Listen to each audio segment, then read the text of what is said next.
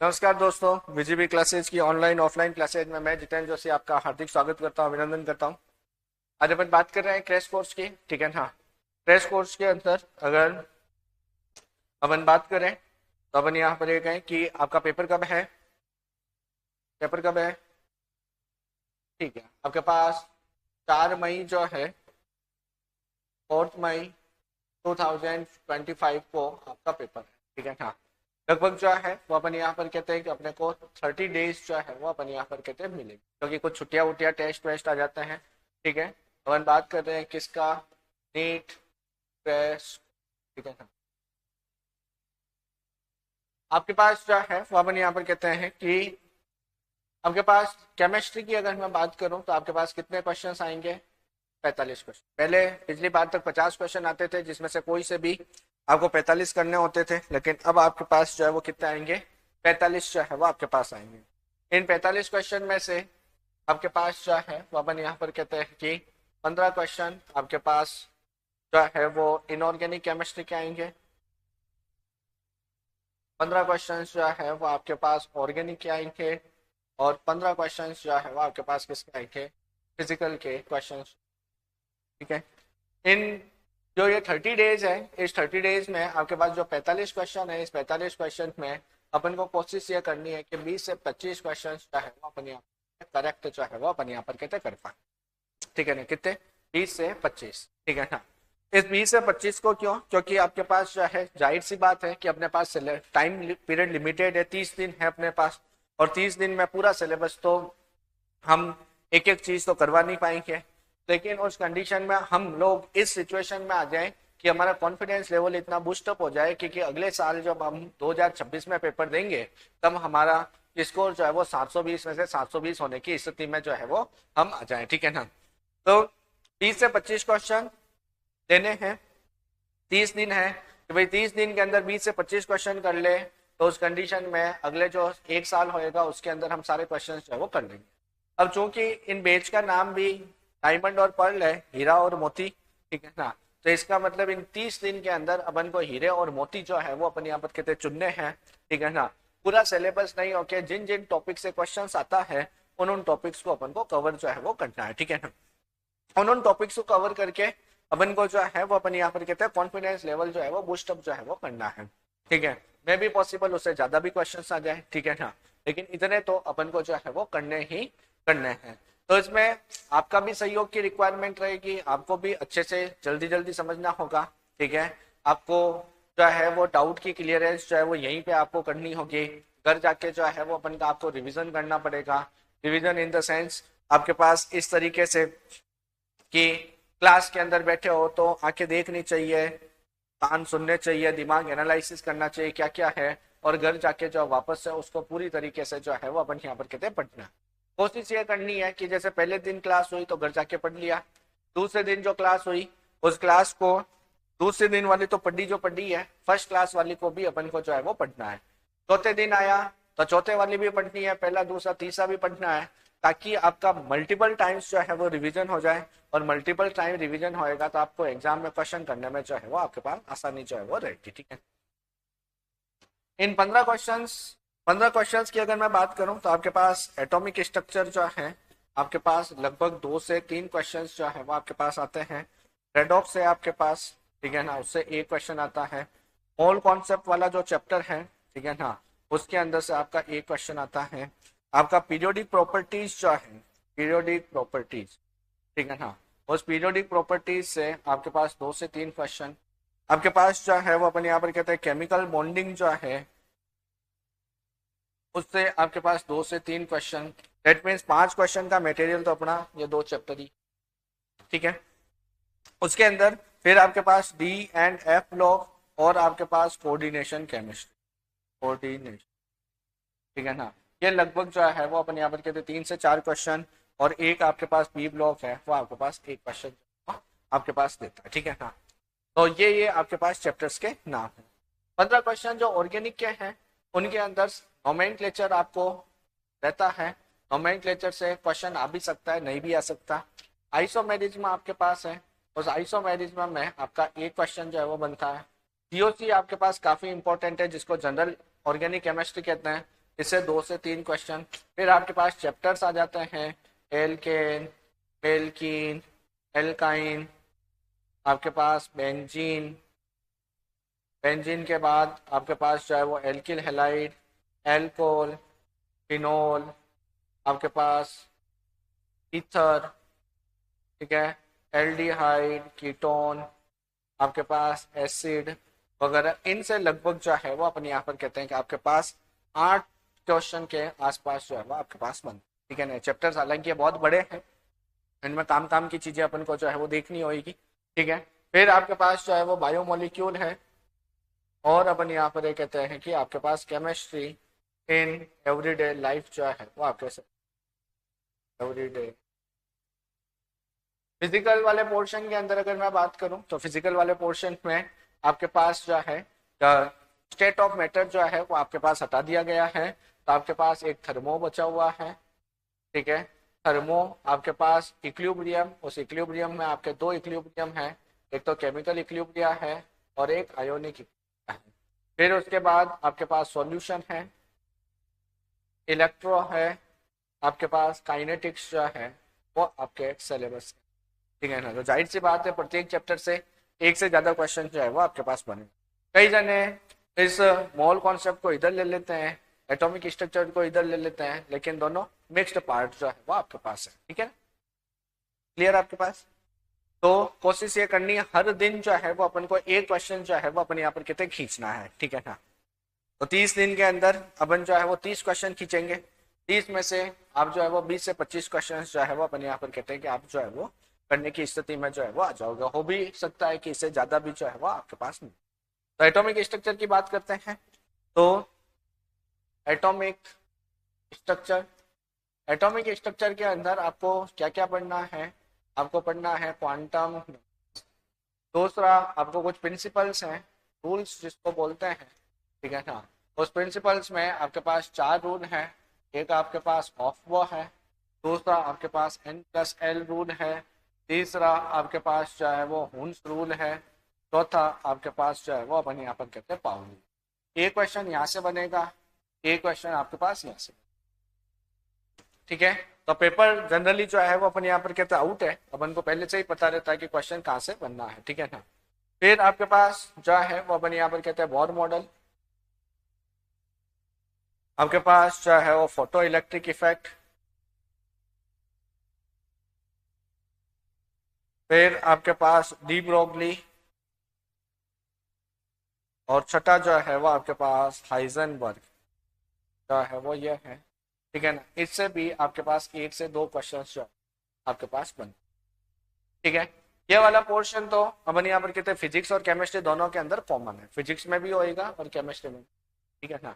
तो पहले अपन यहाँ पर कहते हैं क्वांटम नंबर से बात करते हैं, ठीक है। अब आपको ये लगेगा कि सर आइसोटॉप, आइसोबार, ठीक है ना, वो है, या इलेक्ट्रॉन, प्रोटॉन या न्यूट्रॉन है, तो उनसे जनरली कोई क्वेश्चन जो है वो अपन यहाँ पर कहते हैं बनता नहीं है, इस वजह से उसकी बात जो है वो अपन नहीं करेंगे, ठीक है ना। क्योंकि क्रैश कोर्स है तो डायमंड और पर्ल्स अपन को चुनने हैं, ठीक है ना। क्योंकि अगर 1 महीने में ही अगर पूरा का पूरा हो जाए तो फिर 8 महीने या 1 साल की आवश्यकता ही अपन यहाँ पर कहते हैं नहीं पड़े, ठीक है ना। तो देखो क्वांटम नंबर्स क्या होता है, एक क्वेश्चन बनेगा, ध्यान रखना, ठीक है ना। इलेक्ट्रॉन की एग्जैक्ट पोजीशन को पता करने के लिए आपको 4 संख्याओं की, 4 नंबर्स की रिक्वायरमेंट होती है, उनको अपन यहाँ पर कहते हैं कि क्वांटम नंबर्स जो है वो आपके पास बोलते हैं, ठीक है ना। तो आपको क्या हो गया, 4 numbers are required to find exact position of electron in atom में। इलेक्ट्रॉन की एग्जैक्ट पोजीशन को पता करने के लिए 4 अपन यहाँ पर कहते हैं नंबर्स की रिक्वायरमेंट होती है, जिसको अपन क्या बोलते हैं, क्वांटम नंबर्स बोलते हैं, ठीक है। ये 4 कौन कौन सी होती है? फर्स्ट आपके पास होती है प्रिंसिपल क्वांटम नंबर, जो उसको आप स्मॉल n से बताते हैं। दूसरा जो है वो आपके पास एजीमुथाइल, इसको आप सेकेंडरी भी बोलते हैं, इसको आप सबसिडरी जो है वो भी जो है वो। तीसरा आपके पास जो है वो अपन यहाँ पर कहते हैं मैग्नेटिक क्वांटम नंबर, और चौथा जो है वो आपके पास स्पिन क्वांटम, आपके पास क्या है, इसको एन, इसको एल, इसको एम और इसको एस से रिप्रेजेंट जो है वो आप करते हैं, ठीक है ना।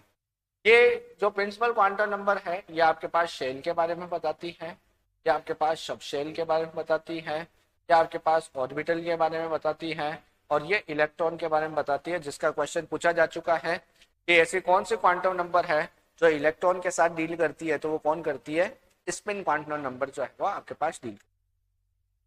आपके पास सबसे पहले जैसे अपन यहाँ पर कहते हैं कि एक घर मान लीजिए, ठीक है ना। एक घर के अंदर घर को आप जो है वो अपन यहाँ पर कहते हैं कि सेल मान लीजिए। सेल के अंदर आप जो है वो अपन यहाँ पर कहते हैं घर के अंदर रूम को सबसेल मान लीजिए। सबसेल के अंदर अपन यहाँ पर ये कहते हैं कि आपके जो है बाथरूम को आप ऑर्बिटल मान लीजिए, और आप खुद बाथरूम में बैठे हैं तो आप इलेक्ट्रॉन जो है वो अपन यहाँ पर कहते हैं मान लीजिए, ठीक है ना। तो आपके पास शेल के अंदर क्या होगा, सबसेल होगा। सबसेल के अंदर कौन होगा, ऑर्बिटल होगा, और ऑर्बिटल में कौन होगा, इलेक्ट्रॉन होगा। तो सबसे पहले शेल, जिसको आप ऑर्बिट भी बोलते हैं, शेल या फिर ऑर्बिट आपके पास, ठीक है ना। दूसरा फिर आपके पास कौन आएगा, सबसेल। सबसेल के अंदर कौन आएगा, ऑर्बिटल, और ऑर्बिटल के अंदर आपका कौन आएगा, इलेक्ट्रॉन, ठीक है। क्लियर है यहाँ तक, चले आगे। अब आपके पास क्या है, फर्स्ट क्वांटम नंबर जो है वो आपके पास कौन सी है, अपन यहाँ पर कहते हैं प्रिंसिपल क्वांटम, ठीक है। इसको किससे रिप्रेजेंट करते हैं, इसमें किसने दिया था, तो अपन यहाँ पर कहते हैं गिवन बाई और नाम का जो साइंटिस्ट था उसने जो है वो अपन यहाँ पर कहते दिया, ठीक है। क्या कहती है ये क्वांटम नंबर्स, ये जो है वो कहती है कि इलेक्ट्रॉन जो है न्यूक्लियस के अराउंड, ठीक है ना, एक फिक्स्ड एनर्जी लेवल के अंदर रिवॉल्व करता है, ठीक है। इस फिक्स्ड एनर्जी लेवल को अपन यहाँ पर कहते हैं ऑर्बिट या फिर शेल जो है वो बोलते हैं, ठीक है। और आपके पास ये जो इसको स्मॉल एन से रिप्रेजेंट करते हैं, और इसकी वैल्यू जो है वो 1 से लगाकर इनफाइनाइट तक जो है वो अपन यहाँ पर कहते हैं होती है, ठीक है। तो बेसिकली ये क्वांटम नंबर जो है वो आपके पास डील करती है किसके साथ, अपन यहाँ पर कहते हैं एटम की साइज के साथ, और आपके पास इलेक्ट्रॉन की एनर्जी के साथ, ठीक है। और ये क्वेश्चन पूछा जाता है कि प्रिंसिपल क्वांटम नंबर या एजीमुथल क्वांटम नंबर या मैग्नेटिक क्वांटम नंबर या स्पिन क्वांटम नंबर किसके साथ डील को करती है, ठीक है। तो आपके पास यहाँ पर मैं ये कह दूं कि deals with size of atom and अपन ये कहते हैं एनर्जी ऑफ एटम की साइज और एनर्जी ऑफ इलेक्ट्रॉन, ठीक है। एटम की साइज कैसे है, आपके पास जो है वो अपन यहाँ पर कहते हैं कि R is equal to 0.529 into n square upon Z होता है। तो जैसे जैसे n, क्योंकि इसको अपन ने किससे प्रेजेंट किया, स्मॉल n से, n बढ़ेगा तो r बढ़ेगा, और r बढ़ेगा तो आपके पास साइज जो है, ठीक है। एनर्जी के लिए इन्होंने फॉर्मूला दिया E is equal to -13.6 into Z square upon n. तो अगर n बढ़ेगा तो ये सारी की सारी वैल्यू क्या होगी, कम होगी, ठीक है ना। और नेगेटिव में अगर कोई वैल्यू कम होती है तो वो ओवरऑल वैल्यू बढ़ती है। तो अगर n बढ़ेगा तो आपके पास एनर्जी जो है वो आपके पास, ठीक है। तो क्या कहा अपन ने, इलेक्ट्रॉन जो है वो फिक्स्ड एनर्जी लेवल के अंदर रिवॉल्व करता है, जिसको अपन क्या बोलते हैं, शेल या फिर ऑर्बिट जो है वो बोलते हैं, ठीक है। तो आपके पास electron revolve in fixed energy level around nucleus. It is known as orbit or shell, represented by small n, and value of n जो है, value of n 1 2 3 4 dash dash, ठीक है। एक से लगाकर कहां तक हो सकती है, इनफाइनाइट तक, ठीक है ना। क्लियर है। अगर n की वैल्यू आपका 1 2 3 4 dash dash dash n infinite है तो इसको k बोलते हैं, इसको l बोलते हैं, इसको m बोलते हैं। तो k shell, l shell, m shell और n सेल, ठीक है ना। आपके पास जो है अपन यहाँ पर कहते हैं n की वैल्यू 1 से इनफाइनाइट तक होगा, ठीक है ना। तो नॉट वैल्यू ऑफ n आपके पास जीरो नहीं हो सकता, ठीक है। डेसिमल जो है वो अपन यहाँ पर कहते हैं नहीं हो सकता, और आपके पास जो है वो अपन यहाँ पर कहते हैं कि नेगेटिव वैल्यू जो है वो आपके पास नहीं। तो एक से लगाकर इनफाइनाइट तो होगी, लेकिन जीरो नहीं होगी, आपके पास डेसिमल नहीं होगी, और नेगेटिव वैल्यू नहीं होगी। ये आगे आएगा, which one of the following is correct set of quantum number और not correct of the quantum number, ठीक है ना। तो कौन सा क्वांटम नंबर का सेट करेक्ट है और कौन सा नहीं है, उसके रेस्पेक्ट में काम आएगा। अगर कहीं पे भी आपको n की वैल्यू जीरो दे दी है या नेगेटिव दे दी या डेसिमल में दे दी, तो वो आपके पास क्या हो जाएगा, रॉन्ग जो है वो अपन यहाँ पर कहते हैं हो जाएगा, ठीक है। अब आपके पास देखो, ये आपका न्यूक्लियस था, ये आपके पास एनर्जी लेवल्स हैं आपके पास, ठीक है। तो ये एनर्जी लेवल है, तो ये एनर्जी लेवल n बराबर 1, ये 2, ये 3 और ये 4। तो इसको k बोलेंगे, इसको l बोलेंगे, इसको m बोलेंगे, और इसको n जो है वो आपके पास बोलेंगे, ठीक है। अब आपके पास जो इसका मतलब ये हुआ कि जैसे जैसे n की वैल्यू बढ़ेगी वैसे वैसे आपकी रेडियस बढ़ेगी, तो साइज भी आपके पास क्या होगी, बढ़ेगी। तो क्या अपन ने कहा कि नील्स बोहर ने जो है वो इसको दिया था n की, इसको स्मॉल n से रिप्रेजेंट करते हैं, इसकी वैल्यू 1 से लगाकर कहाँ तक हो सकते हैं, इनफाइनाइट तक हो सकती है, ठीक है। n बढ़ेगा तो साइज बढ़ेगा और एनर्जी भी आपके पास बढ़ेगी, ठीक है। अब मैंने आपको कहा था कि शेल के अंदर सबशेल होते हैं और सबशेल के अंदर इलेक्ट्रॉन्स होते हैं, सबशेल के अंदर ऑर्बिटल्स होते हैं और ऑर्बिटल्स में इलेक्ट्रॉन होते हैं। तो मैं ये भी तो चेक कर सकता हूँ कि एक शेल के अंदर कितने सबशेल होंगे या कितने इलेक्ट्रॉन्स होंगे, कितने ऑर्बिटल्स होंगे, तो उसको अपन यहाँ पर कहते हैं चेक जो है वो करते हैं। यहाँ तक क्लियर है। आपके पास इन शेल या फिर अपन कहते हैं ऑर्बिट, तो इसके अंदर आपके पास सबशेल, फिर आपके पास ऑर्बिटल्स, और फिर आपके पास इलेक्ट्रॉन। तो सबशेल होती है equal to n, equal to, ये होता है n स्क्वायर और ये होता है 2n। शेल में सबशेल होता है n, फिर आपके पास ऑर्बिटल n स्क्वायर, और फिर आपके इलेक्ट्रॉन 2n, ठीक है। अब आपके पास जो है, अगर मैं ये कहूं, क्वेश्चन अगर आपको दूं कि number of electrons in n is equal to 4, आप क्या कहेंगे, आप कहेंगे सर 2n स्क्वायर के इक्वल होते हैं, तो 2n स्क्वायर के होते हैं तो 2 इंटू 4 का स्क्वायर इज इक्वल टू 32 आपके पास है। अब आपका n इज इक्वल टू 4 है, मान लीजिए आप एग्जाम में ये भूल गए, तो आपको ये भी तो पता होना चाहिए कि n इज इक्वल टू 4 है, मैं 4s 4p 4d और 4f एग्जिस्ट करेगा। फर्स्ट शेल जो होता है उसमें सिर्फ s एग्जिस्ट करता है, सेकेंड में p एग्जिस्ट करता है, थर्ड में d एग्जिस्ट करता है, और फोर्थ में f एग्जिस्ट करता है। तो n बराबर 1 में सिर्फ होगा 1s, 2 जब आएगा तो 2s और 2p, 3 आएगा तो 3s 3p 3d, और 4 आएगा तो 4s 4p 4d और 4f। s के अंदर जो ऑर्बिटल्स होते हैं वो होता है 1, इसमें होता है 3, इसमें होता है 5 और इसमें होता है 7, और एक ऑर्बिटल में इलेक्ट्रॉन होते हैं 2, ठीक है ना। तो यहाँ पर इलेक्ट्रॉन्स कितने होंगे 2, यहाँ पर 6, यहाँ पर 10 और यहाँ पर 14। तो टोटल आपके पास देखो 14 प्लस 6 20 30 और 30, ठीक है। अगर आपसे ये क्वेश्चन पूछे कि number of orbitals in n is equal to 3, तो आप क्या कहेंगे, नंबर ऑफ ऑर्बिटल्स आपके पास n स्क्वायर के इक्वल होता है। तो यहाँ पर 3 का आपका स्क्वायर, तो आपके पास कितना हो गया, 9 जो है वो आपके पास हो गया। अब 9 हो गया तो इस कंडीशन के अंदर आपके पास क्या होगा, या तो इस तरीके से करो, या फिर n इज इक्वल टू 3 है तो आपको ये पता होना चाहिए 3s 3p और 3d आपके पास एग्जिस्ट करेगा, ठीक है ना। तो s तो इंट्रोड्यूस हो जाता है n इज इक्वल टू 1 से, p इंट्रोड्यूस होता है n इज इक्वल टू 2 से, d इंट्रोड्यूस होता है n इज इक्वल टू 3 से, और f इंट्रोड्यूस होता है n इज इक्वल टू 4 से, ठीक है ना। अब इसमें ऑर्बिटल्स कितने हैं, तो इसमें ऑर्बिटल 1, इसमें 3 और इसमें 5, तो आपके पास कितना हो गया 9, ठीक है। चलेंगे दूसरा, आपके पास क्वांटम नंबर जो है वो अपन यहाँ पर कहते हैं एजीमुथाइल क्वांटम नंबर, जिसको आप सब्सिडरी या फिर सेकेंडरी जो है क्वांटम नंबर्स जो है वो भी बोलते हैं, ठीक है ना। इसको जो है वो अपन यहाँ पर कहते हैं गिवन बाय सोमरफेल्ड। सोमरफेल्ड नाम का साइंटिस्ट था, उसने जो है वो अपन यहाँ पर कहते हैं क्या था। ये किसके बारे में डील करती है, डील्स विथ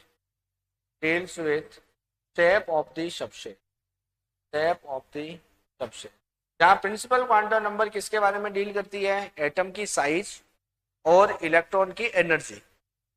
वहीं पे ये किसके साथ डील करती है, शेप ऑफ द सबशेल। ये सबशेल की शेप जो है वो बेसिकली कैसी जो है वो आपके पास होती है। इसको किससे रिप्रेजेंट किया था अपन ने, इसको रिप्रेजेंट किया था अपन ने किससे, एल से। तीसरा value of L 0 to 1 to 3 dash dash dash n-1, ठीक है। 0 से लगाकर कहां तक होएगी, n-1। n क्या है यहाँ पर, प्रिंसिपल क्वांटम नंबर। n क्या है यहाँ पर, प्रिंसिपल क्वांटम नंबर, जो इसकी वैल्यू 1 से लगाकर कहां तक होती है, इनफाइनाइट तक। तो इसका मतलब यह हो गया कि आपके पास 0 से लगाकर कहां तक होएगी, n-1 तक, ठीक है ना। आपके पास नॉट पॉसिबल क्या होगा, नॉट पॉसिबल ये होगा आपके पास equal to n and more than n. ना तो एन के इक्वल होगा, ना ही एन से क्या होगा, ज्यादा होगा। आपके पास डेसिमल एंड नेगेटिव जो है वो भी आपके पास, तो कहां से कहां तक हो गया, 0 से लगाकर n-1 तक। तो अगर मान लीजिए आपका n का मान 4 है तो 0 हो सकता है, 1 हो सकता है, 2 हो सकता है, 3 हो सकता है, लेकिन 4 नहीं होगा। अगर n का मान 2 है तो 0 और 1 हो सकता है, 2 नहीं हो सकता, क्योंकि n के इक्वल या n से ज्यादा नहीं होगा, ये आएगा काम, ठीक है ना। क्योंकि कौन सा क्वांटम नंबर का सेट सही है और कौन सा क्वांटम नंबर का सेट गलत है, उसके रेस्पेक्ट में आपके पास क्वेश्चन जो है वो अपन यहाँ पर कहते हैं बनेगा, ठीक है ना। तो आपके पास जो है वो ये है, ठीक है। चले आगे, क्लियर। अब आपके पास जो है वो अपन यहाँ पर ये कहें कि एल की वैल्यू आपके पास जो है वो 0, 1, 2, 3 से लगाकर इनफाइनाइट -1 तक है। तो इसमें जो सबशेल होगा, ठीक है ना, वो सबशेल जो है वो कौन सा होगा, ये सबशेल होगा एस, ये पी, ये डी और ये एफ। कौन कौन से होंगे, एस, पी, डी और एफ। इसका मतलब यह हो गया कि अगर आपको कहीं पर भी ये कह दिया कि एल की वैल्यू 0 है, ठीक है, तो इसका मतलब आपको पता होना चाहिए कि ये एस सबसेल के बारे में बात कर। एन की वैल्यू 2 है तो आपको ये पता होना चाहिए कि ये डी सबसेल के बारे में बात जो है वो अपन यहाँ पर कहते हैं कर रहा है, ठीक है ना। तो आपके पास जो है, जैसे आपके पास जो है वो दे दिया 4s, तो ये जो आगे लिखा होता है ना, ये तो होता है n, और ये जो है वो क्या होता है n। तो आगे क्या लिखा हुआ है 4, तो n की वैल्यू कितनी होगी, और s के लिए l की वैल्यू कितनी है। अगर आपके पास 3p कह दिया तो n कितना होगा 3, और l कितना होगा 1। अगर आपके पास 5d कह दिया तो n की वैल्यू 5 और l की वैल्यू 2। समझा की बात। अब आपके पास जो है वो अपन यहाँ पर कहते हैं कि इसके अंदर सबसे पहले अपन बात करते हैं किससे, ऐसे सबसेल। इसकी बात करते हैं ऐसे सबसेल। ऐसे सबसेल, एस का मतलब होता है शार्प, और इसकी जो शेप होती है वो होती है स्फेरिकल। कैसी होती है, स्फेरिकल का मतलब गोलाकार, ठीक है ना। आपके पास यहाँ पर आपके पास जो एस जो पाया जाता है ना वो ऐसे पाया जाता है। या आपके पास जो है वो अपन यहाँ पर कहते हैं कि अंदर आपके पास प्लस प्लस, ये एक्स एक्सिस है, ये वाई एक्सिस है और ये जेड एक्सिस। तो देखो जहां जहां पे ये सही है ना, ये सही जो है, ये पॉजिटिव जो है, ये क्या है, सही है, क्या है, नॉट चार्ज। ये चार्ज नहीं है, क्या है, सही। सही क्या होता है, आपके पास वेव फंक्शन, क्या होता है, वेव फंक्शन, ठीक है ना। तो ये आपके पास सही है, ना कि चार्ज जो है वो नहीं।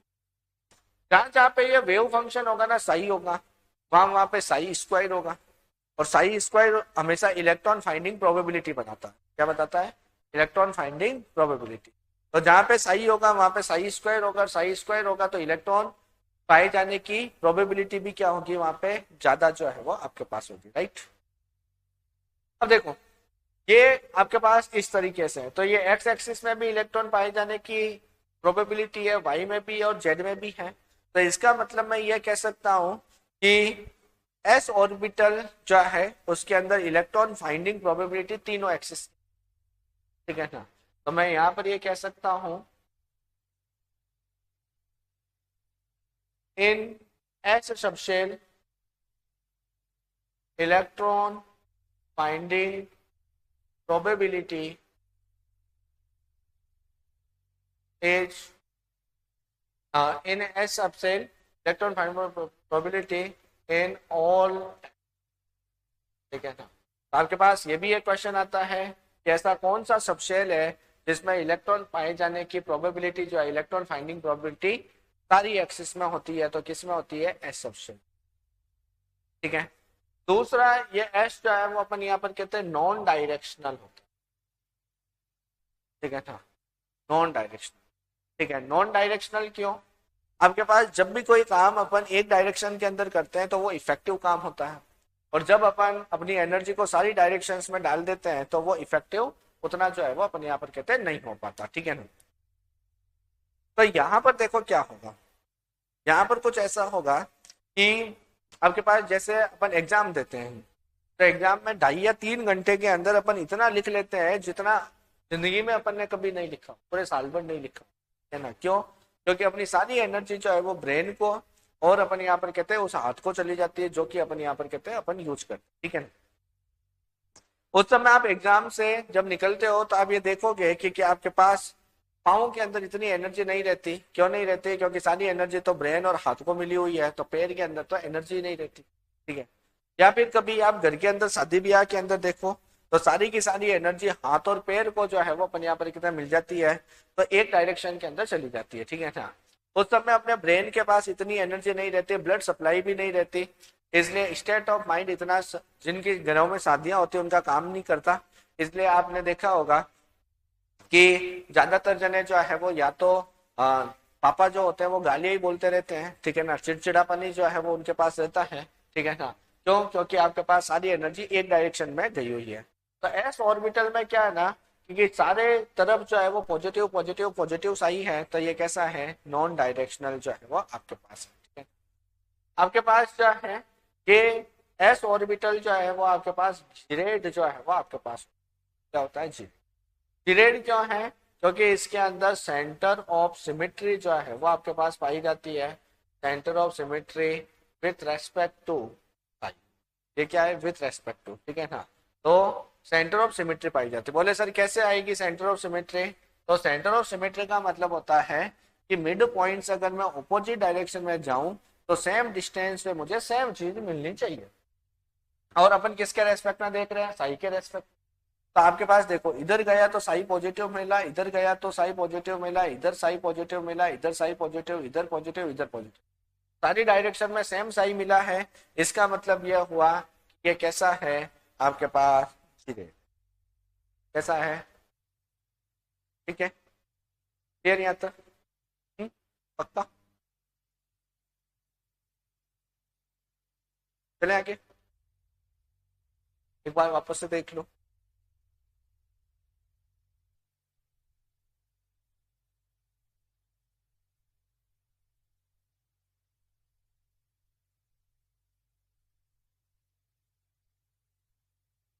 क्या नहीं समझ में आए वहाँ आप निसंकोच जो है वो बोल सकते हैं, ठीक है ना। मुझे ही नहीं, किसी भी टीचर को जो है वो अपन यहाँ पर कहते हैं बोल सकते।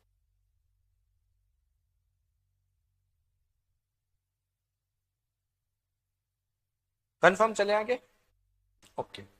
अब आपके पास देखो ये आपका न्यूक्लियस है, इस न्यूक्लियस के जस्ट पास जो है वो आपके पास 1s जो है वो अपन यहाँ पर कहते हैं पाया जाता है, और कुछ डिस्टेंस पे आपके पास जो है वो अपन यहाँ पर कहते हैं कि आपके पास कौन पाया जाता है? 2s जो है वो अपन यहाँ। तो ये तो हो गया 1s और ये हो गया 2। अब इस 1s और 2s के बीच में एक ऐसा स्पेस पाया जाता है जहां इलेक्ट्रॉन फाइंडिंग प्रोबेबिलिटी कितनी होती है, जी। इलेक्ट्रॉन या तो यहाँ रिवॉल्व करेगा या फिर इलेक्ट्रॉन यहाँ रिवॉल्व करेगा। बीच का जो स्पेस है उसमें इलेक्ट्रॉन रिवॉल्व नहीं करेगा, ठीक है ना। तो यहाँ पर अपन कहते हैं there is a space in between 1s and 2s where electron finding probability is zero. Edge, non-edge, nodal surface or radial node और स्फेरिकल, क्या कहा मैंने यहाँ पर कहा कि 1s एंड 2s के बीच में एक ऐसा स्पेस पाया जाता है जहाँ इलेक्ट्रॉन फाइंडिंग प्रोबेबिलिटी कितनी होती है, जीरो। इसको क्या बोलते हैं, नोडल सरफेस या रेडियल नोड या फिर स्फेरिकल, ठीक है। आपके पास जैसे अपने पास दो तरह की सिमेट्री पाई जाती है, एक तो रेडियल और एक बाईलेटरल। जैसे अपने अंदर बाईलेटरल सिमेट्री पाई जाती है यहाँ से यहाँ तक, ठीक है ना। जैसे अपन ने कोई यहाँ से काटा, आधा एक आंख इधर एक आंख इधर, आधा नाक इधर आधा नाक, आधी बत्ती सी इधर आधी बत्ती सी, तो नोडल सरफेस या रेडियल नोड या फिर स्फेरिकल। और जैसे स्टार फिश के अंदर पेंटा रेडियल सिमेट्री पाई जाती है, ठीक है ना, उसको 5 तरह से आप काट सकते हैं। तो नोडल सरफेस या रेडियल नोड या फिर स्फेरिकल नोड बोलते हैं। इसका जो फॉर्मूला होता है, यह फॉर्मूला होता है n-l-1, ठीक है। यहाँ पर n जो है वो आपके पास क्या है, अपन यहाँ पर कहते हैं प्रिंसिपल क्वांटम नंबर है। l जो है वो आपके पास एजीमुथाइल क्वांटम नंबर है, ठीक है। तो आपको अगर मैं ये कहूँ कि नंबर ऑफ रेडियल नोड और 4p, आपके पास 1 p second p third p fourth, क्या आंसर निकालोगे। रेडियल नोड का फॉर्मूला ये है, 4p के लिए आपको रेडियल नोड पूछा है, n क्या है l क्या है ये मैं आपको बता चुका हूं, एक बार चेक करो, सॉल्व करो।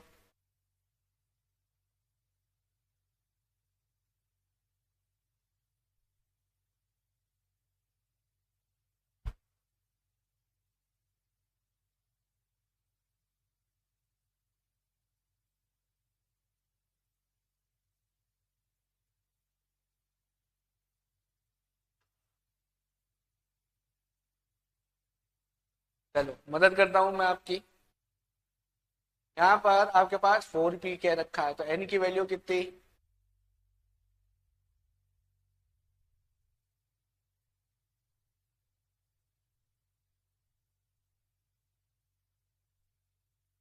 क्या आंसर 1 है या फिर 4p के लिए n की वैल्यू कितनी, अभी तो आपने बताया था। जो आगे नंबर लिखा होता है वो आपका n है, और l जो है वो आपके लिए ये वाला है, s के लिए 0, p के लिए 1, d के लिए 2, f के लिए। तो n की वैल्यू कितनी 4 और l की वैल्यू 3, कैसे आएगा, आपके पास l की वैल्यू 0, 1, 2, 3, s, p, d और f। तो p के लिए कितनी होगी 1। अब आपके पास रेडियल नोड निकालोगे n-l-1, तो 4-1-1, आपके पास कितना आएगा 2। ये 2 कहाँ से आएगा, मैंने आपको कहा था कि s स्टार्ट होता है 1 से, p स्टार्ट होता है 2 से, d स्टार्ट होता है 3 से और f स्टार्ट होता है 4 से। तो एक तो स्पेस पाया जाएगा 2p एंड 3p के बीच में, और एक पाया जाएगा 3p और 4p के, किसमें पाया जाएगा 2p और 3p के बीच में, और एक इसके बीच में पाया जाएगा 3p एंड 4p के बीच। अब आपके पास नेक्स्ट क्वेश्चन है, number of radial node in 5d, check करो।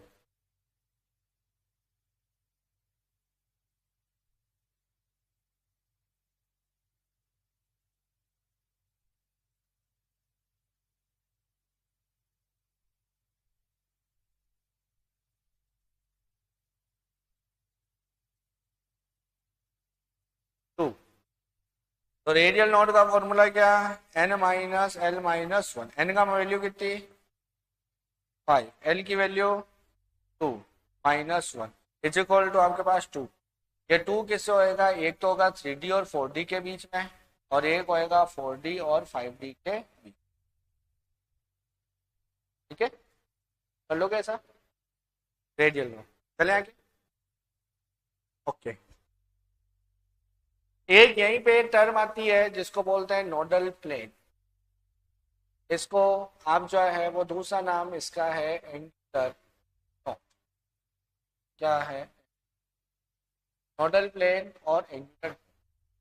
प्लेन का क्या मतलब होता है, प्लेन का मतलब होता है कि किसी भी चीज को दो इक्वल पार्ट के अंदर डिवाइड करना। इक्वल पार्ट का मतलब यह होता है कि आपके पास एक पहली क्लास के बच्चे को आपने जो है, या नर्सरी के बच्चे को डेयरी मिल्क को इस तरह से तोड़ना है कि नर्सरी के बच्चे जो है वो ये कहे कि इसके पास जितनी डेयरी मिल्क आई है उतनी उतनी मेरे पास आई है। अगर दोनों में से किसी एक को भी लग गया कि उसके पास ज्यादा आई है तो आपके मुंह पे डेयरी मिल्क फेंक देगा और कह देगा मेरे को नहीं चाहिए, फिर थोड़े समय बाद रोने लगेगा और कहेगा मेरे को पूरी की पूरी नई जो है वो डेयरी मिल्क चाहिए। तो इक्वल पार्ट के अंदर बंटना चाहिए। और नोडल का मतलब होता है जहां पर इलेक्ट्रॉन फाइंडिंग प्रोबेबिलिटी क्या हो, जीरो। नोड का मतलब क्या होता है, जहां इलेक्ट्रॉन फाइंडिंग प्रोबेबिलिटी क्या हो, जीरो। तो देखो, नोडल का मतलब होता है where electron finding probability it is, ठीक है ना। और प्लेन का मतलब होता है two equal part, two equal, two equal. यहां पर भी देखो अपने लिखा था नोडल प्लेन, नोडल सरफेस, तो मैंने क्या लिखा था, नोडल का मतलब इलेक्ट्रॉन फाइंडिंग प्रोबेबिलिटी क्या, जी, ठीक है ना। क्योंकि ये सरफेस है तो वो आपके पास स्पेस है, और वो नोडल प्लेन है, इसलिए आपके पास उसको क्या करना पड़ेगा, दो इक्वल पार्ट के अंदर आपको काटना। तो इसका मतलब यह हुआ कि be bisect, be bisect subshell और orbital, we bisect subshell or orbital from the site where electron finding probability is, that means अपन को ऑर्बिटल को ऐसे बाइसेक्ट करना, ऐसे दो इक्वल पार्ट के अंदर बांटना है कि जहां पर इलेक्ट्रॉन फाइंडिंग प्रोबेबिलिटी क्या हो, अपन यहाँ पर कहते हैं जीरो जो है वो अपन यहाँ पर कहते हैं, ठीक है ना। इलेक्ट्रॉन फाइंडिंग प्रोबेबिलिटी क्या हो, ठीक है। इसका जो फॉर्मूला होता है, फॉर्मूला ऑफ नोडल प्लेन और एंगुलर नोड, ये होता है इक्वल टू एल। तो जहां पे नोडल सरफेस या रेडियल नोड या स्फेरिकल नोड, उसका फॉर्मूला क्या था, n minus L minus one. वहीं पे इसका फॉर्मूला क्या है, नोडल प्लेन या एंगुलर नोड इक्वल टू, ठीक है ना। इसका एक एक्सेप्शन है, ठीक है ना, एक एक्सेप्शन है, और वो एक्सेप्शन जो है अपन यहाँ पर कहते हैं 3, ठीक है ना। और ये क्योंकि एक्सेप्शन है तो इम्पोर्टेंट भी ज्यादा है, ठीक है ना। इसके अंदर नोडल प्लेन जो होता है, नोडल प्लेन यह तो होता है जी, और जो एंगुलर नोड है वो होता है 2, ठीक है। अब देखो डी आ गया, तो डी के लिए एल का मान कितना है, तो अब एल का मान अगर 2 है तो इसका मतलब यह हो गया कि आपके पास एंगुलर नोड और नोडल प्लेन कितने होने चाहिए, 2, ठीक है ना। लेकिन इसके लिए नोडल प्लेन 0 होता है और एंगुलर नोड क्या होता है 2। तो फिर आपके दिमाग में आएगा, फिर सर आपने यहाँ पे नोडल प्लेन और एंगुलर नोड को एक कैसे कर लिया, यहाँ तो अलग अलग है। तो मैं यहाँ पर ये कहूंगा जो आपका एंगुलर नोड है वो आपके पास है थियोरिटिकल, और ये वाला जो है वो आपके पास कैसा है, ठीक है ना। थियोरिटिकल का मतलब है अपन यहाँ पर कहते हैं आप थ्योरी के हिसाब से देख रहे हो, और थ्योरी के हिसाब से देखते हो तो आप ये कहते हो कि डी है तो इक्वल टू एल, तो एंगुलर नोड कितने होने चाहिए, 2, ठीक है ना। लेकिन प्रैक्टिकल सिचुएशन के अंदर उस ऑर्बिटल को आप बाइसेक्ट करके देखोगे कि ऐसी जगह से आपको काटना है जहां पर इलेक्ट्रॉन फाइंडिंग प्रोबेबिलिटी 0 हो, तो ऐसी कोई जगह नहीं बचती कि वहां पर इलेक्ट्रॉन फाइंडिंग प्रोबेबिलिटी 0 हो। तो इस वजह से नोडल प्लेन आपके पास कितने आएंगे, 0, और एंगुलर नोड कितने आएंगे, 2। तो मैं ये कह सकता हूं क्या कि एंगुलर नोड और नोडल प्लेन सभी के लिए सेम होते हैं, इक्वल होते हैं, और वो एल के इक्वल होते हैं, सिर्फ एक dz स्क्वायर को छोड़ के, क्योंकि dz स्क्वायर में नोडल प्लेन जो प्रैक्टिकल सिचुएशन है वो 0 है, और एंगुलर नोड आपके पास कितने हैं, 2 जो है वो आपके पास है ना, क्योंकि ये थियोरेटिकल है और ये प्रैक्टिकल है। ऐसा क्यों होता है, ये ऐसा ड्यू टू अपन यहाँ पर कहते हैं शेप ऑफ dz स्क्वायर, आपके इसके शेप की वजह से ऐसा होता है, ठीक है ना। आगे बात करेंगे कि भाई कैसे इसकी शेप जो है वो आपके पास, क्लियर है यहाँ तक, ठीक है। ये रोज के रोज याद करना है, तभी आप जो है वो अपने यहाँ पर कहते हैं कि मैक्सिमम क्वेश्चंस को सही करने की स्थिति में जो है वो आ पाएंगे, ठीक है ना। बेनिफिट जो है वो अपन यहाँ पर कहते हैं मिलना जो है वो अपन यहाँ पर कहते हैं चाहिए, क्योंकि एग्जाम जब होएगा तो हम तो इन्हीं स्लाइड से क्वेश्चन बता देंगे कि देखो आपके पास dz स्क्वायर के लिए नोडल प्लेन आया, देखो ये 0 लिखा हुआ है, ठीक है ना। तो आप लोग भी क्या है ना रोज के रोज पढ़ोगे और 30 के 30 दिन रिवाइज करोगे, ठीक है ना, तब जाके आपके पास चीजें जो है वो अपन यहाँ पर कहते हैं बैठेगी, ठीक है। Due to shape of dz square. अब आपके पास जो है वो एस सबसेल की बात कर ली अपन ने, कि एस सबसेल जो है वो आपके पास तीनों एक्सिस में इलेक्ट्रॉन फाइंडिंग प्रोबेबिलिटी है उसकी, गिरेड होता है और उसके अंदर नॉन डायरेक्शनल होता है। फिर अपन ने रेडियल नोड की बात कर ली और नोडल प्लेन की बात कर ली। अब अपन यहाँ पर कहते हैं पी ऑर्बिटल की बात जो है वो अपन यहाँ, पी का मतलब होता है प्रिंसिपल, और इसकी जो शेप होती है वो होती है डम्बल शेप, ऐसी शेप होती है डम्बल शेप, ठीक है। अब ये पी ऑर्बिटल जो है वो आपके पास 3 होते हैं, एक तो होता है पी एक्स, एक होता है पी वाई, और एक होता है पी, ठीक है। एक्स एक्सिस ये एक्स, ये वाई और ये जेड, क्या आपका एक्स, ये वाई, और क्या आपका एक्स, ये वाई और ये जेड। अब आपके पास देखो एक्स एक्सिस जब पी एक्स होगा तो लॉब कहाँ पे पाई जाएगी, एक्स एक्सिस पे। जब वाई होगा तो लॉब कहाँ पे पाई जाएगी, वाई एक्सिस पे। और जब जेड होगा तो लॉब कहाँ पे पाई जाएगी, जेड एक्सिस। इसके अंदर जो सही होता है ना, ठीक है ना, तो एक तरफ प्लस होता है एक तरफ माइनस होता है, तो प्लस माइनस प्लस। तो ये गिरेड हुए या अनगिरेड हुए, क्या हुए, जिरेड किसको बोला था कि सेंटर पॉइंट से ऑपोजिट डायरेक्शन में जाएंगे तो सही क्या मिलना चाहिए, सेम, तो जिरेड। और अगर सेम नहीं मिल रहे तो अनजिरेड। तो इधर इस मिड पॉइंट से मैं इधर जाता हूँ तो सही कैसा मिल रहा है, पॉजिटिव, और इधर कैसा मिल रहा है, नेगेटिव। तो ये जिरेड हुआ या अनजिरेड, अनजिरेड। क्या आपके पास क्या हुआ, अनजिरेड जो है, ठीक है। अब यहाँ पर मैं नोडल प्लेन की बात करूँ, तो नोडल प्लेन के लिए मैंने आपको कहा था कि ऑर्बिटल को इस तरह से काटना है कि 2 इक्वल पार्ट में बढ़ जाए और वहां पर इलेक्ट्रॉन फाइंडिंग प्रोबेबिलिटी भी क्या हो। तो देखो इस पॉइंट, ये वाला जो पॉइंट है यहाँ पर इलेक्ट्रॉन फाइंडिंग प्रोबेबिलिटी 0, क्योंकि इधर तो इलेक्ट्रॉन पाई जाएगी और इधर भी इलेक्ट्रॉन पाया जाएगा, तो मैं यहाँ से काट सकता हूँ इसको, ठीक है ना। तो नोडल प्लेन कितना आएगा, 1। अब वो 1 कहाँ से आएगा, जब एक्स एक्सिस है, ठीक है ना, तो वो आएगा वाई जेड में। जब वाई है तो किस में आएगा, जेड एक्स में। और जब जेड है तो वो किस में आएगा, एक्स में, ठीक है ना। इसको कुछ इस तरह समझिए कि ये जैसे ये पॉइंट है, इस पॉइंट में ये एक्स एक्सिस है, ये वाई एक्सिस है, और ये जेड एक्सिस है, ठीक है ना। तो आधी लोब तो इसमें है और आधी लोब उस वाली बिल्डिंग में है। तो यहाँ पर ये जो मिड पॉइंट है, ये दीवार ही तो इसको काटेगी। अब ये दीवार कौन से एक्सिस में, ये वाली तो वाई एक्सिस में और ये वाली जेड एक्सिस में, तो कौन से होगा, वाई जेड। एग्जाम के पर्पज के हिसाब से सबसे बेस्ट क्या रहेगा, एक्स है तो वाई जेड, वाई है तो जेड एक्स, और जेड है तो एक्स, ठीक है। क्लियर है या तो चले आगे, पक्का एनालिसिस हो रहा है दिमाग में साथ के साथ, ठीक है ना। साथ के साथ ये भी कर लिया करो क्योंकि जो है वो अपन यहाँ पर ये कहें कि इसको जो है वो अपन यहाँ पर कहते हैं पढ़ लिया करो, ठीक है ना। जैसे एक से कि ओके, जैसे ये बोर्ड कंप्लीट हुआ था फटाक से आधे मिनट के अंदर रिवाइज कर लिया तो उससे अंदर चीजें जो है वो अपने यहाँ पर कहते हैं कि माइंड सेट के अंदर बनी जो है वो अपने यहाँ पर रहती।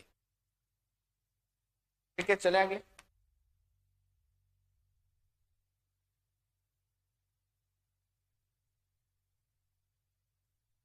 अब आपके पास तीसरा ऑर्बिटल जो है सबशेल है वो आपके पास है डी सबशेल। एस की बात कर ली अपन ने, ई की बात कर ली, अब डी सबशेल की बात जो है वो अपन।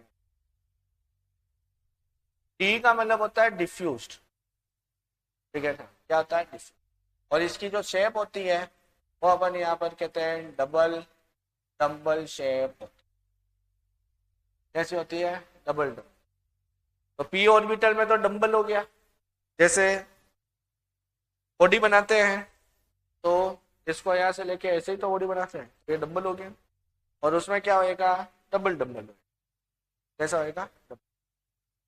अब ये जो डी होता है वो दो टाइप का होता है, एक तो होता है T2G और एक होता है ई। एक होता है T2G और दूसरा कौन सा होता है? EG। T2G के अंदर इसको बोलते हैं ट्रिपली डी जनरेट, ट्रिपली डी। और इसको बोलते हैं डबली डी। ठीक है, इनमें ट्रिपली डी जनरेट का मतलब होता है तीन जनों की एनर्जी सेम रहेगी। ठीक है, तो थ्री ऑर्बिटल्स एनर्जी जो है वो आपके पास क्या रहेगी, और यहाँ पर टू ऑर्बिटल एनर्जी जो है वो अपन यहाँ पर कितनी क्या रहेगी, अपन यहाँ पर करंट आ गया, कैसा है? ठीक है ना, तो तीन की एनर्जी सेम रहेगी और आपके पास दो की एनर्जी क्या रहेगी। इनके अंदर जो लॉब्स होती है, लॉब्स इन बिटवीन एक्सिस होती है, और इनके अंदर लॉब्स जो है ऑन द एक्सिस। तो इनकी जो तीन ऑर्बिटल्स हैं इनकी लॉब तो कहां पर होगी? एक्सिस के बीच में। और इनकी लॉब्स कहां होगी? On the axis. ये आपके पास तीन होते हैं, कौन कौन से? D x y, d y z और डी, ये दो होते हैं आपके पास, d x square y square और डी। ठीक है, अब एग्जाम के अंदर अपन को ऑर्बिटल तो बनवाने से रहा कि भाई ये जो है ना ऑर्बिटल बनाओ, क्योंकि अपने तो वहां पे एग्जाम के अंदर क्या होगा, वहां पर तो अपन यहाँ पर कहते हैं कि सवाल क्वेश्चन पूछेगा तो थ्योरेटिकल तो पूछ नहीं सकता। ठीक है, अपन को तो गोले लगाने हैं। तो उस कंडीशन के अंदर आपके पास देखो यहाँ पर जो नोडल प्लेन होंगे, यहाँ पे तीन एक्सिस है अपने पास, एक्स वाई और जेड, जिसमें से कौन नहीं है यहाँ पे? जेड नहीं है। तो जेड का एक बार एक्स के साथ पेयर बनाओ तो आपके पास एक्स जेड और आपके पास वाई जेड। यहाँ वाई एक्स नहीं है तो एक बार एक्स के साथ वाई का पेयर बनाओ, एक बार एक्स के साथ जेड का। यहाँ वाई नहीं है तो एक बार एक्स का वाई के साथ और एक का वाई का जेड के साथ। क्या आपके? ठीक है, अब आपके पास जो अपन यहाँ पर कहते हैं डी जेड स्क्वायर था, इस डी जेड स्क्वायर के अंदर मैंने आपको बताया था कि नोडल प्लेन कितने होते हैं? डी जेड स्क्वायर के लिए नोडल प्लेन और एंगुलर नोड, ये देखो अभी बताया डी जेड स्क्वायर के लिए नोडल प्लेन 0 और एंगुलर नोड कितने हैं? तो ठीक है ना, थोड़ा सा घर जाके जो है वो अच्छे से रिवाइज जो है वो अपन यहाँ पर कहते हैं करना जो है वो पड़ेगा, है ना। तो इसको क्योंकि अभी तक आपने जो है वो चीजों को थियोरेटिकल एस्पेक्ट में देखा है, अब कंपटीशन एस्पेक्ट में देखेंगे तो चीजों को जो है वो अपन यहाँ पर कहते हैं। तो देखो अभी मैंने आपके पास कहा कि डी जेड स्क्वायर में लॉब कहाँ पर होती है? ऑन द एक्सिस होती है। तो ऑन द एक्सिस होते हैं तो डी जेड स्क्वायर है तो आपके पास लॉब जो है वो इस तरह से जेड एक्सिस। फिर मैंने आपको यहाँ पर कहा कि इसकी शेप डबल डंबल है, लेकिन अभी तक तो ये एक ही डंबल प्राप्त हुआ, तो दूसरा डंबल कैसा होता है? दूसरा डंबल जो है वो आपके पास इस तरीके से, तो ये एक्स एक्सिस, ये वाई एक्सिस और ये जेड एक्सिस। इसके अंदर जो ये बीच का होता है इसके अंदर नेगेटिव साई होता है और लॉब के अंदर पॉजिटिव साई होता है, इसको बोलते हैं पोलर। क्या बोलते हैं? ये कॉलर जो है वो अपन यहाँ पर कहते हैं प्लेट टाइप व्यवस्था, थाली टाइप की व्यवस्था या प्लेट टाइप की। जैसे मैं ये कहूँ कि ये मेरी हथेली मिड पॉइंट है, तो यहाँ पर आपके पास डी जेड स्क्वायर ऐसे ऊपर निकला और यहाँ से नीचे निकला, और बाकी की जो ये कॉलर है ना ये थाली के जैसी व्यवस्था है, ठीक है ना। अब मैं किसी को भी काटूंगा तो इस पॉइंट से ही तो काटूंगा, तो यहाँ से काटता हूँ तो ये प्लेट या थाली आ जाती है, ऊपर से काटता हूँ तो लॉब आ जाती है, इधर से काटता हूँ या इधर से काटता हूँ तो ये कॉलर आ जाती है।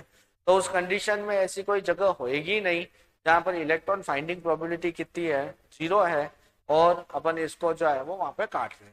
तो इसीलिए इस कॉलर की वजह से, इस कॉलर में क्या होता है, कॉलर हैव इलेक्ट्रॉन डेंसिटी, तो in dz square there is no probability to bisect orbital where electron finding probability is। तो कॉलर के अंदर इलेक्ट्रॉन डेंसिटी होती है, तो डी जेड स्क्वायर में ऐसी कोई प्रोबेबिलिटी है ही नहीं कि अपन मॉलिक्यूल को बाइसेक्ट कर ले जहां पर इलेक्ट्रॉन फाइंडिंग प्रोबेबिलिटी कितनी होती है, जी। इसीलिए इसके अंदर डी जेड स्क्वायर के अंदर नोडल प्लेन जो होगा वो 0, और एंगुलर नोड जो कि थियोरेटिकल होता है वो कितना होता है, ठीक है ना, क्लियर। आ जाएगा, क्वेश्चन कर लोगे, चले आगे। फिर आपके पास जो है वो अपन यहाँ पर कहते हैं एफ सबशेल आता है। उस एफ सबशेल में एफ का मतलब होता है फंडामेंटल, है ना, और आपके पास एफ का मतलब फंडामेंटल है, और इसकी जो शेप होती है, ठीक है ना, वो होती है कॉम्प्लेक्स। कैसी होती है, तो एस की शेप स्फेरिकल, पी की डबल शेप, डी की डबल शेप, और एफ की आपके पास कैसी फंडामेंटल, और शेप कैसी हो गई, कॉम्प्लेक्स। इस सबसेल के अंदर एक और चीज निकल के आती है क्वेश्चन को, जिसको बोलते हैं ऑर्बिट एंगुलर मोमेंटम। ये भी बहुत बार जो है वो अपन यहाँ पर कहते हैं क्वेश्चन जो है वो नीट के अंदर पूछा गया है, ऑर्बिटल एंगुलर मोमेंट। इसका फॉर्मूला होता है under root l l plus one h upon two, या फिर फॉर्मूला होता है under root l l plus one h bar, क्योंकि एच बार जो होता है वो आपके पास किसके बराबर होता है, एच अपॉन 2 पाई के बराबर जो है वो अपन यहाँ पर कहते हैं। तो अगर मैं आपसे ये कहूं इस फॉर्मूले से कि 2s 3p 4d और 5f के लिए ऑर्बिटल एंगुलर मोमेंटम क्या हो,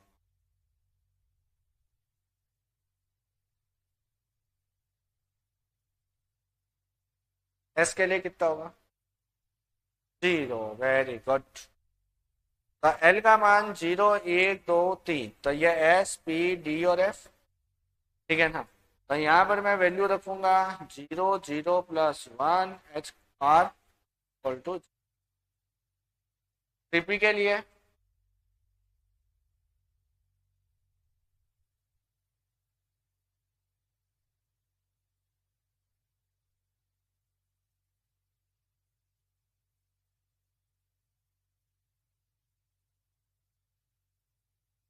देखो, पी के लिए एल की वैल्यू कितनी, 1, तो 1 1 प्लस 1 आपके पास एच बार, तो अंडर 2। वो एग्जामिनर ऐसे भी तो लिख सकता है अंडर 2 एच बार की जगह पे एच अपॉन 2 पाई लिख दे, तो या तो इससे देगा या इससे देगा। अब एच अपॉन 2 पाई को अंडर 2 से कैंसिल आउट कर दे तो एच अपॉन रूट 2 पाई, ये सब। अब ये 3p के लिए हो या 4p के लिए हो या 5p के लिए हो, सबके लिए क्या होगा, सेम। क्यों, क्योंकि n के ऊपर तो डिपेंड ही नहीं करता, ये किसके ऊपर डिपेंड करता है, l के ऊपर। आपके पास 4D है, तो 4D हो या 5D हो या फिर 6D हो, क्या फर्क पड़ता है? एल की वैल्यू कितनी? 2, 2 + 1 एच क्रॉस ऑन 6, इसकी कितनी आएगी? ऑर्बिटल एंगुलर मोमेंटम बताओ आप तो।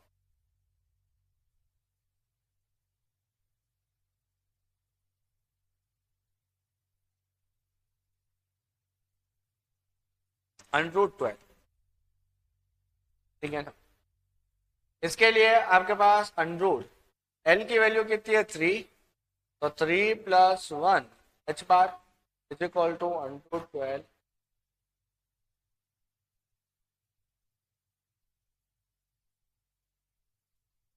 सही है, क्लियर?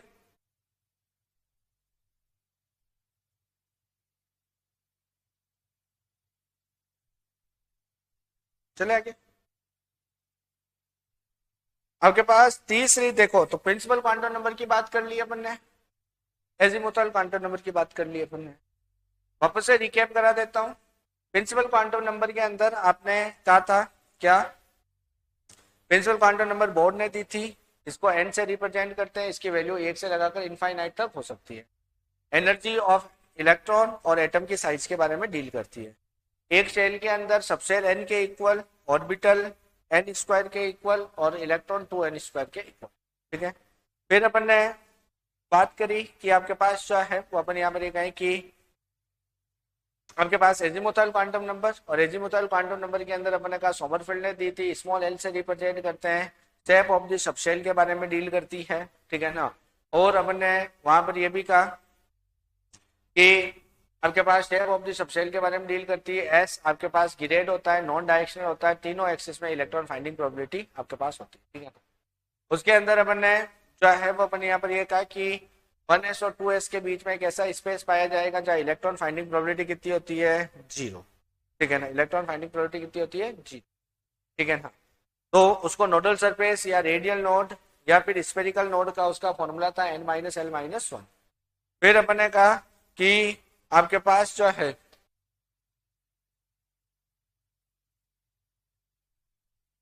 फिर अपन ने जो है वो अपन यहाँ पर ये कहा कि आपके पास जो है वो अपन यहाँ पर ये कहा कि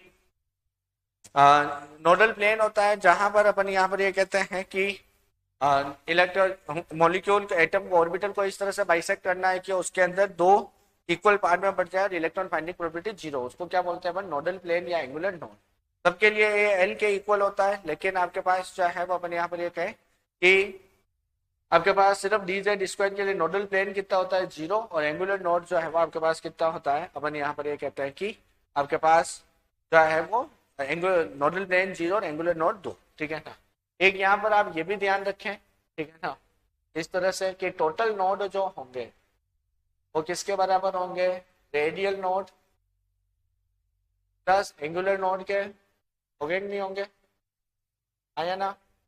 रेडियल नोड n-l-1 और एंगुलर नोड l, तो आपके पास क्या हो जाएगा? n-1। तो टोटल नोड पूछे तो n-1, रेडियल नोड पूछे तो n-l-1 और एंगुलर नोड पूछे तो, ठीक है। अब आपके पास जो है वो तीसरी क्वांटम नंबर है मैग्नेटिक क्वांटम नंबर, इसको स्मॉल m से रिप्रेजेंट, ठीक है ना। ये आपके पास deals with orientation of orbit, तो जहां पर प्रिंसिपल क्वांटम नंबर एटम की साइज और इलेक्ट्रॉन की एनर्जी के बारे में बताती है, एजीमुथाइल आपके पास जो है वो शेप ऑफ द सबशेल बताती है, वैसे वैसे ये किसके बारे में बताती है? ओरिएंटेशन ऑफ ऑर्बिट, ठीक है ना। ये सवाल आते हैं, ये ध्यान रखें। इस m की वैल्यू जो है वो -l से लगाकर 0 से लगाकर +l तक आपके -l से लगाकर 0 से लगाकर +l तक आपके पास होती है, ठीक है। यहाँ पर आपके पास क्या नहीं होगा? Not possible, less than -l, more than plus, -l से छोटा नहीं होगा और +l से आपके पास बड़ा जो है वो अपन यहाँ पर कहते हैं नहीं, ठीक है। अब आपके पास जो है एंड, अपन यहाँ पर कहते हैं कि डेसिमल जो है वो भी पॉइंट्स में, ठीक है, नहीं आगे काम आएंगे, ध्यान रखो, ठीक है। तो देखो m की टोटल वैल्यू ऑफ m कितना है, एक तो ये l है और एक l है, कितने l हो गए 2, और एक बीच में 0 है तो क्या हो गया 2l प्लस, ठीक है ना। तो m is equal to 2l+1 है, तो 2l is equal to m-1 होगा, तो l इज इक्वल टू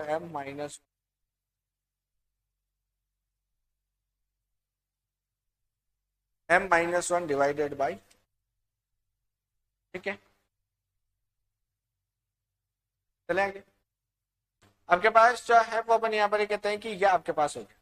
अब देखो पर अपन वापस चलते हैं एस सबसेल, एस सबसेल में l इज इक्वल टू 0 है तो m इज इक्वल टू 0,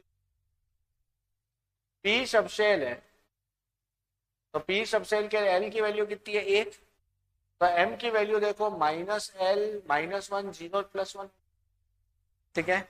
और इसी वजह से p सबसेल के अंदर 3 ऑर्बिटल पाए जाते हैं -1 0,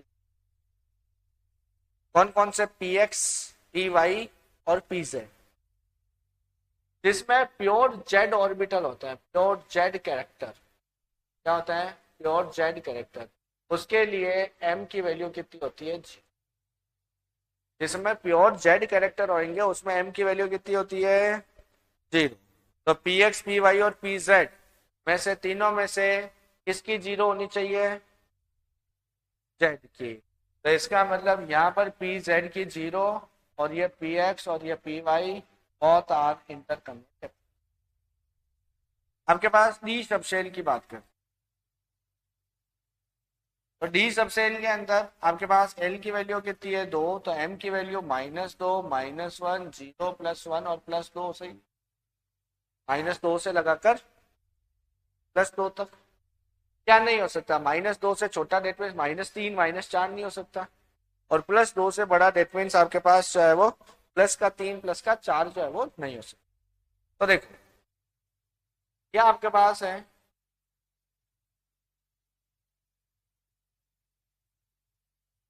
-2 -1 0+1, आपके पास डी ऑर्बिटल आपके पास 5 थे,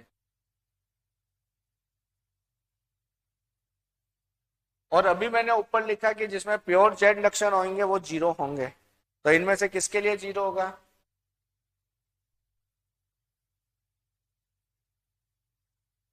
जेड के लिए, वेरी गुड। तो इसका मतलब आपके पास डी जेड स्क्वायर के लिए तो हो गया, ठीक है सर। जब जिसमें बिल्कुल ही जेड नहीं था उसका 0 होगा, जिसमें 50% जेड होगा, ठीक है ना, जो कि वाई जेड और जेड एक्स में वो +1 -1, और जिसमें बिल्कुल ही जेड नहीं होगा वो आपके पास +2 -2, जिसमें 100% जेड उसका 0, जिसमें 50% जेड उसका +1 -1, और जिसमें बिल्कुल ही जेड नहीं उसका जो है वो अपन +2 -2। तो यहाँ पर आपके पास जो है ये डी एक्स वाई, ये डी वाई जेड, ये डी जेड एक्स और डी एक्स स्क्वायर, आपके पास ये दोनों इंटर कन्वर्टेबल है, ये दोनों inter convertible, that means D z square के लिए तो 0 ही लिखना पड़ेगा, डी वाई जेड के लिए -1 और +1 दोनों ही सही है, डी एक्स वाई के लिए -2 और +2, ये बिल्कुल ठीक है। चले आगे। अब आपके पास जो है वो ऐसा एक क्वेश्चन आता है कि साइड 3 2 0 3 प्रेजेंट,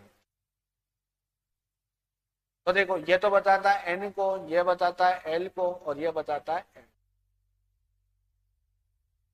तो कौन सा ऑर्बिटल होना चाहिए, n की वैल्यू है जो आगे साई के आगे यहाँ संख्या लिखे रहे n l और n बराबर 3 है तो ये 3 हो गया, l बराबर 2 है तो ये किसके बराबर होगा,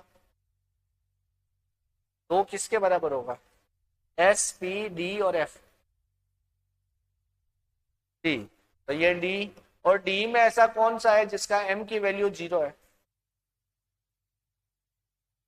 d में ऐसा कौन सा, d के अंदर 5 ऑर्बिटल है, d x y, d y z, d z x, d x square y square और d z square, z square, तो ये जेड स्क्वायर, तो इसका मतलब ये किसको बताएगा, 3D जेड स्क्वायर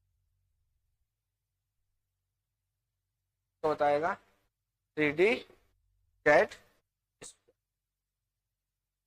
सही बात है। ओके, अब आपके पास चौथा जो है वो अपन यहाँ पर कहते हैं क्वांटम नंबर है स्पिन क्वांटम। इस स्पिन क्वांटम नंबर में आपके पास ये न्यूक्लियस है और ये इलेक्ट्रॉन, ठीक है। ये इलेक्ट्रॉन क्या करेगा, रोटेशन करेगा। अगर ये रोटेशन क्लॉकवाइज में करता है तो प्लस हाफ, और एंटी क्लॉकवाइज में करता है तो आपके पास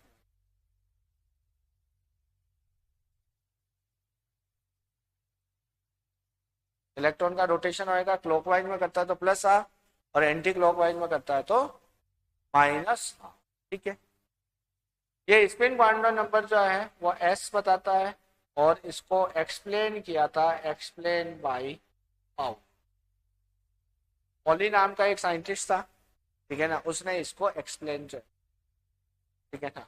इसको ये सही एक्सप्लेन नहीं करता, किसने, कौन करता है, पाउली जो है, पॉली जो है वो आपके पास एक्सप्लेन जो है। अब आपके पास क्वेश्चन जो है एक तो थ्योरेटिकल आ सकता है जो अभी अपन ने पढ़ा, दूसरा आपका इस टाइप का क्वेश्चन है जो कि काफी इंपॉर्टेंट है, विच one of the quantum number set is correct और नॉट, करेक्ट और करेक्ट कौन सा है और कौन सा करेक्ट नहीं है, तो आपको पता होना चाहिए कि कौन सा करेक्ट और कौन सा नहीं है। तो उसके लिए कुछ रूल्स हैं, और रूल्स है एन की वैल्यू एक से लगाकर आपके पास क्या होनी चाहिए, अनंत तक। क्या है नॉट पॉसिबल, क्या है नॉट पॉसिबल, आपके पास नेगेटिव, डेसिमल एंड, सही बात है। एल की वैल्यू 0 से लगाकर 1 2 3 से लगाकर n-1 क्या पॉसिबल नहीं है, इक्वल और मोर देन एन, और नेगेटिव और डेसिमल। m की वैल्यू कहां से, -l से लगाकर 0 से लगाकर +l तक क्या पॉसिबल नहीं है, less than -l and more then +l and decimal, ठीक है। और s के लिए आपके पास दो ही वैल्यू है, ओनली प्लस हाफ, और इसके अलावा सब गलत, ठीक है। तो देखो आपके पास ये मैं क्वेश्चन देता हूं, n, ये l, ये m और ये s। अगर आपका क्वांटम नंबर का सेट सही है तो आपको यह पता होना चाहिए कि इलेक्ट्रॉन कहाँ एग्जिस्ट करेगा, और अगर गलत है तो आपको यह पता होना चाहिए कि गलत क्यों। तो चेक करते हैं, आपके पास पहला question 3 2 0 plus half, second 3 3 0 minus half, third आपके पास 2 0 1 प्लस हाफ, फोर्थ आपके पास 2 1 0 प्लस हाफ, फिफ्थ आपके पास 2 1 -2 प्लस हाफ, 6 3 4 0। हाँ जी, पहला वाला क्या n की वैल्यू 3 हो सकती है क्या, हो सकती है। अगर ये 3 है तो क्या ये 2 हो सकती है,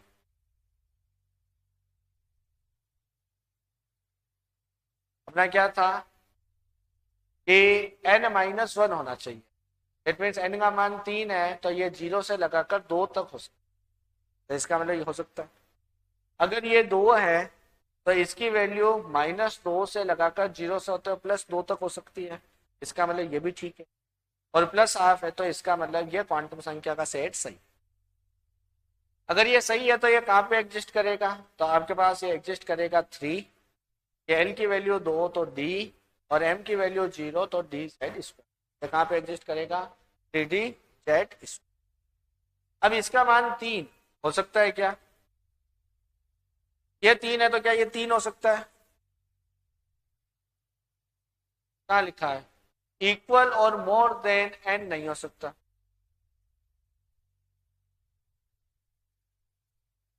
एल की वैल्यू एन से हमेशा छोटी ही होगी, उसके बराबर या उससे ज्यादा नहीं हो सकती। देखो नॉट पॉसिबल आपका लिखा है, इक्वल और मोर देन एन नहीं हो। तो इसका मतलब ये 3 है तो ये 2 तक ही हो सकता है, 0 1 2, तो यहाँ पर ये नहीं हो सकता, इसलिए ये 2 हो सकता है। अगर ये 2 है तो ये 0 और 1 हो सकता है, डेट मीन्स ये हो सकता है। अगर ये 0 है तो ये ओनली 0 हो सकता है, क्योंकि एम की वैल्यू जो है वो माइनस एल से लगाकर 0 से लगाकर प्लस एल तक। तो अगर ये 0 है तो ये आपके पास क्या होगा, केवल 0 होगा। तो ये आपके पास जो है वो बनेगा। ठीक है, ये 2 हो सकता है, ये 2 है तो क्या ये 1 हो सकता है, ये 1 है तो क्या ये 0 हो सकता है, हो सकता है। और ये प्लस हाफ हो सकता है। इसका मतलब कहाँ पे एग्जिस्ट करेगा, 2 फिर 1 है तो ये पी, और ये 0 है तो ये 2 है तो क्या ये 1 हो सकता है, ये 1 है तो क्या -2 हो सकता है। एम की वैल्यू माइनस एल से लगाकर 0 से लगाकर प्लस एल तक होती है। एम की वैल्यू माइनस एल से लगाकर 0 से लगाकर प्लस एल तक। इसका मतलब अगर ये भाई साहब 1 है तो इसकी वैल्यू -1 0 और +1 हो सकती है। -2 नहीं हो सकती, ठीक है ना। लेस देन एल, एल की वैल्यू कितनी है 1, तो क्या माइनस एल से छोटा हो सकता है क्या, नहीं हो सकता, इसलिए ये क्या है, ये 3 हो सकता है। ये 3 है तो 2, 2 है तो ये 0, और ये 0 है तो ये 1। एस की वैल्यू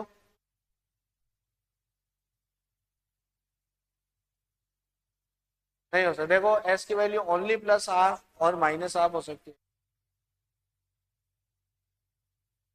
क्या, ये बताओ मेरे को, 3 0 -2 प्लस हाफ हो सकता है क्या।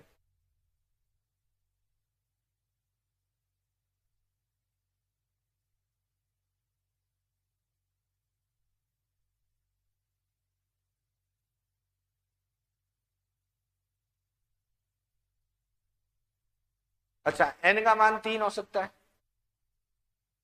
अगर ये 3 है तो ये 0, एल का मान 0 हो सकता है क्या, हो सकता है, क्योंकि 0 1 2 तक चलेगा। अगर ये 0 है तो क्या -2 हो सकता है, कम कहाँ हो सकता है। अगर ये 0 है, हम वापस से समझने की प्रयास करें, अगर एल का मान 0 है तो एम का मान 0 ही हो सकता है। अगर एल का मान 1 है तो यह -1 से लगाकर 0 से लगाकर +1 तक हो सकता है। अगर इसका मान 2 है तो यह -2 से लगाकर +2 तक हो सकता है। -2 से छोटा या -3 से बड़ा नहीं हो सकता। तो अगर ये भाई साहब 0 है तो ये सिर्फ 0 ही हो सकता है। देखो यहाँ पे लिखा हुआ, एल का मान 1 है तो एम का मान -1 0 +1 हो सकता है। एल का मान 2 है तो -2 -1 0 +1, ठीक है ना। आपके पास यहाँ पर आपके पास क्या होगा, ये -2। वापस से ये देखो, ये 3, ये 3, ये 1, ये प्लस है, नहीं होगा क्यों। हाँ ये बिल्कुल सही है। अगर ये 3 है, ये आपके पास 2 है, ये +3 है, और ये प्लस हाफ, क्या ये हो सकता है क्या, नहीं होगा। क्यों, क्योंकि यहाँ पर 2 है तो ये -2 से +2 तक ही हो सकता है, +3, है ना। धीरे धीरे जैसे जैसे प्रैक्टिस करते हैं अपने आप चीजें जो है वो बनने लगती है। आपके पास splitting of subshell in electric field, ये कहलाता है स्टार्क। और इन मैग्नेटिक फील्ड, ये कहलाता है जीमान। क्या कहलाता है, जीमान, ठीक है ना। देखो जीमान में एम आ रहा है और इसमें भी एम आ रहा है, ठीक है, कर लोगे।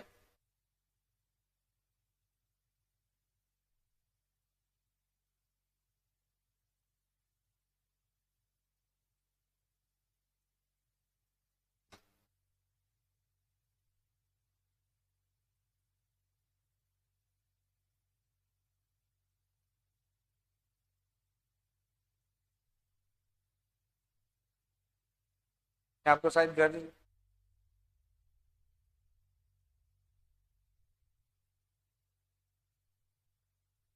शायद जब बच्चे आ जाएंगे आपको शायद घर जाके जो है वो लिखना, अभी जितना लिख सकते हो उतना तो लिख। ठीक है, आज के लिए इतना ही। Thank you very much.